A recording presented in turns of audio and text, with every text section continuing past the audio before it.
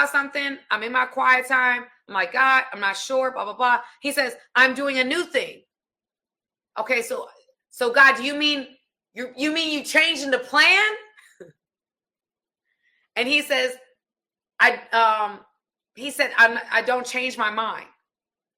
I don't change.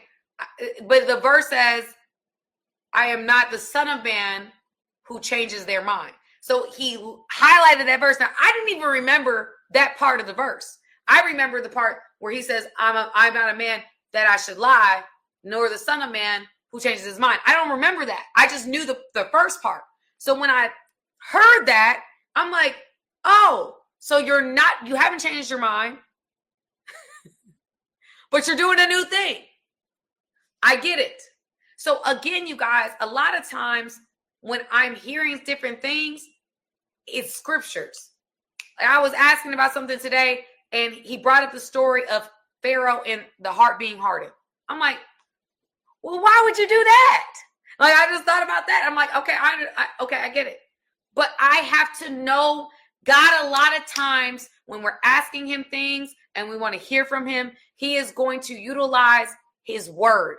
That is the first way God speaks, is understanding and listening and really trying. You don't have to internalize every scripture, because to your point, I didn't even remember the second part of the scripture that said he doesn't change his mind. I forgot that.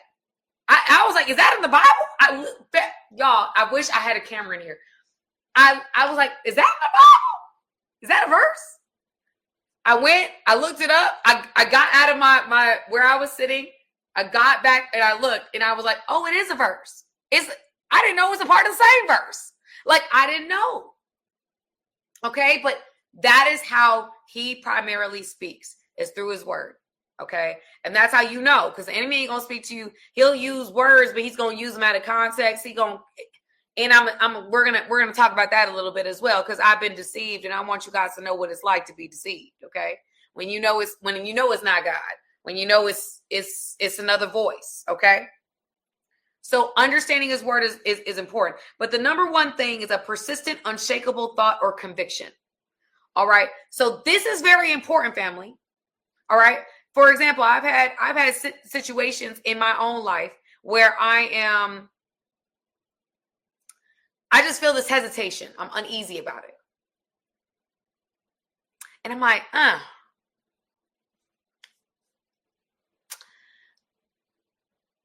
something's not letting me say yes. Something's not letting me agree to the plan. There's something that I just can't push through that isn't letting me go in a different direction, right? I've learned over time that's my spirit. I've learned over time that is my spirit.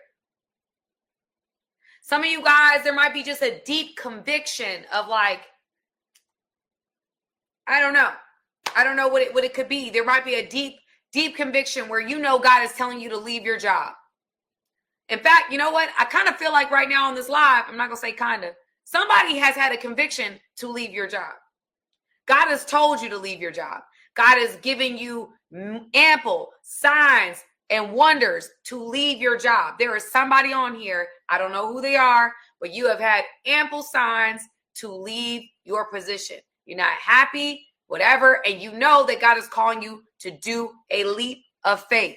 And you are sitting here going back and forth because it's consistent, because it's comfortable, and you really don't know how it's going to work out on the other side. There's somebody on here that has been arguing with God, literally arguing with God about whether or not this is something. You're literally, I can feel the conversation. You know what? But God, I mean, so how is this going to work? I just don't see, how? What? You're literally having a disagreement with God. Somebody on here said, I did that last month. Somebody said, you're right about that. So there's a few people on here. Again, I don't know that, y'all. I don't know you. I don't know you. I don't know any of you. But again, that's not because I'm this or I'm that. That's just the Holy Spirit giving me a prompting, and I'm just speaking on the prompting.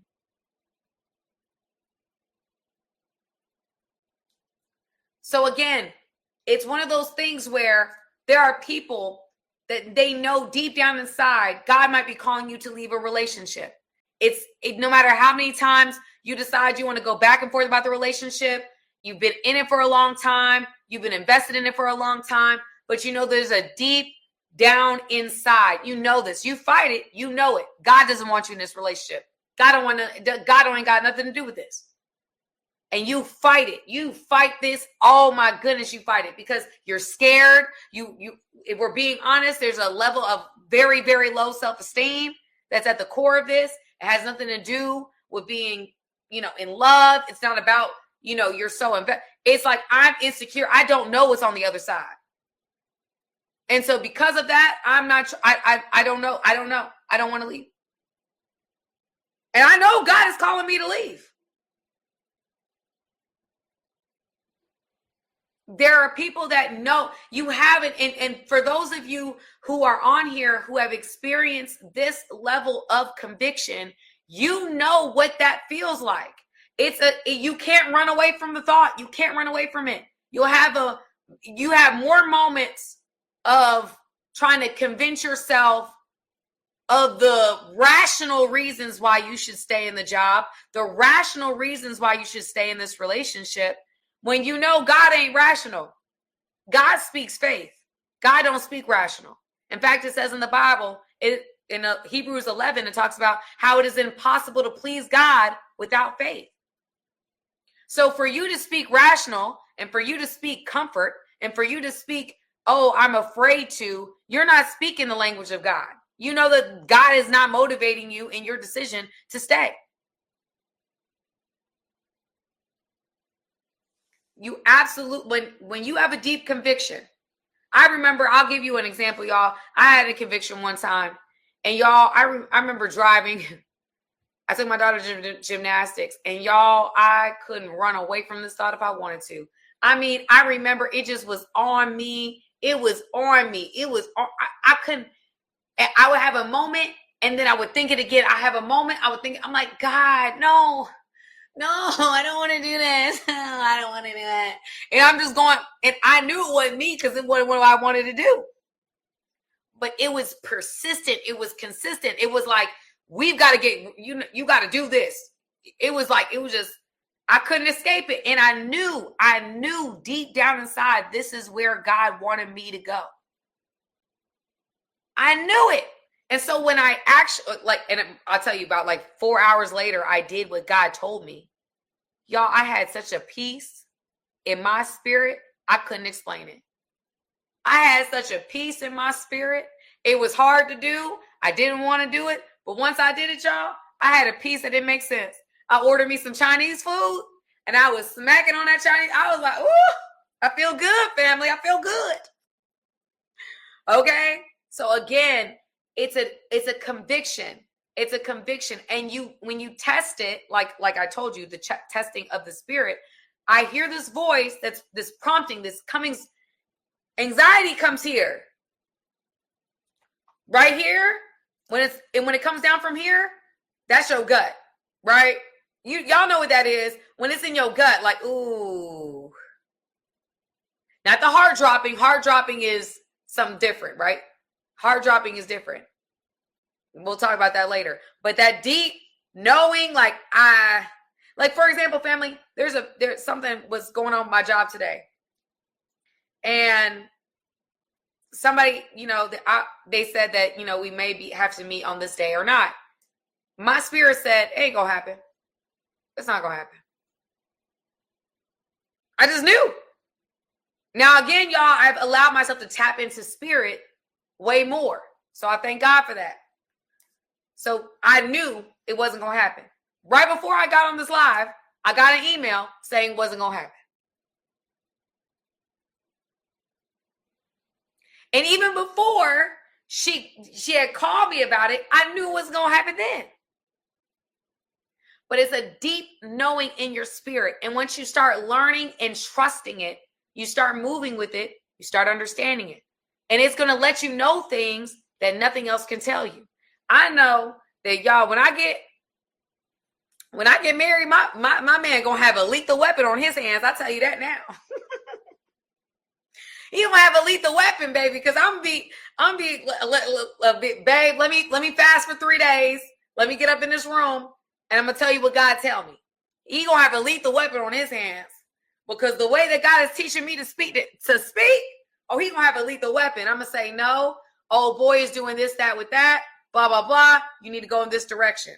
My man gonna have a lethal weapon. He ain't gonna know what to do.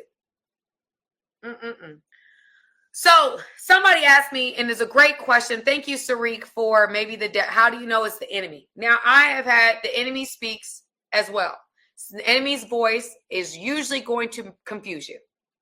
What I have learned about the enemy's voice, he is going to cause you to doubt yourself, doubt your decision, doubt if you heard God, doubt if you're on the right path, doubt if you're smart enough, doubt if you're good enough, doubt. He speaks in the language of lies. So anything that God is telling you, he is going to negate with doubt. That is how you know it's the enemy. He's going to rush you into making a decision. He's going to give you a lot of pressure. It's going to be a sense of negativity, chaos, and confusion. He's going to speak in the tone of pride and ego. You ain't got to do that. What? You don't need to call them. They need to call you. You don't need to do that. They need to be saying sorry to you, actually. That ain't God. That ain't got nothing to do with God. I can't believe they said that to you. What do you even mean? After all the things they did for you, after all the things you said to them, after all the ways you showed up for them, I can't believe them. That's the enemy. The enemy is always going to speak in a way that pushes you into negativity, pushes you into confusion, pushes you into stagnation. Anytime he can get you out of alignment, that is how the enemy wins this battle. Y'all, I actually had a conversation with God about this. And I said, God, why does the enemy attack our mind? Like, why does he do it the way he does? Because he confuses you. He gets you to isolate. He gets you to not trust people. He gets you to not trust yourself. He gets you to feel like, oh, I'll never find anybody. I don't know if this will ever work. He literally gets you into a place of stagnation. That is the enemy. When I speak to people and they're like, I don't want this, I don't want that, blah, blah, blah, blah, blah. I know the enemy's at work. He's at work. And he's doing a good job.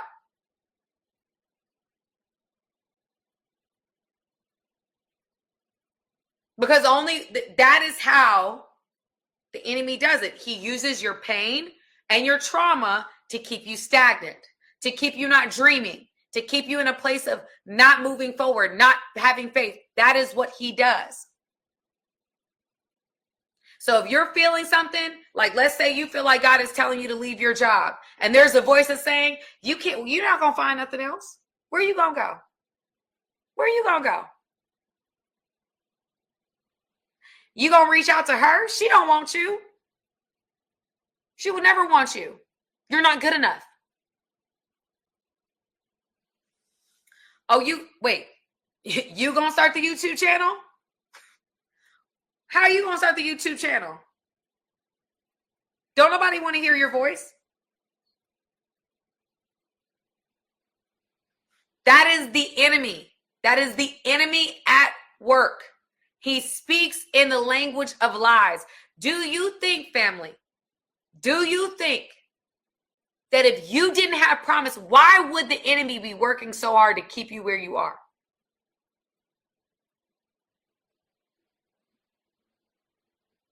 The enemy doesn't want your voice to be heard. He doesn't want you to get into that relationship. He doesn't want you to get into that position. He doesn't want you. And what I've learned about God, what I just learned, like y'all just literally, I learned this week.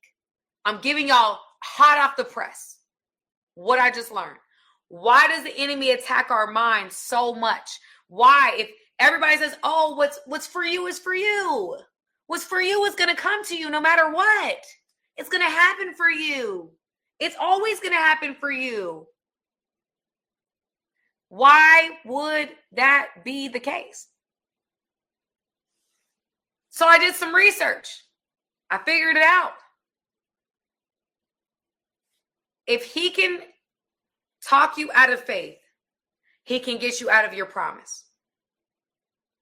Now, the truth of the matter is God can spin the block and that promise can come back and he can redeem time. But if the enemy can get you out of position, out of alignment, out of faith, because the kingdom, the currency of the kingdom is faith, right? So if you're trying to buy a house, but you don't have money at that time, guess what? You can't buy the house. Same thing with faith. There's a promise with your name on it. And what the enemy does, especially as you get closer and closer and closer to the blessing, to the promise, he is going to infuse doubt, trials, tribulations. He is going to do everything in his power to get in the way of promise, to get you out of alignment, to discourage you, or to get you into pride, one of the two, to where you think it's you that's getting you where you're supposed to be. If he can get you out of faith, not just faith in you, not just faith in things are going to be good, not just faith. If he can get you out of faith in God, he has you. Hey guys, thank you for watching this video. I appreciate you guys.